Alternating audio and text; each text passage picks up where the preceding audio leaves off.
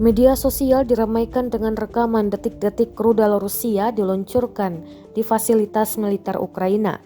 Rekamannya tersebar lewat Telegram hingga Facebook pada Selasa 3 Mei 2022. Dalam keterangan unggahan disebutkan, video tersebut adalah detik-detik kedatangan rudal jelajah X-59 di gudang angkatan bersenjata Ukraina.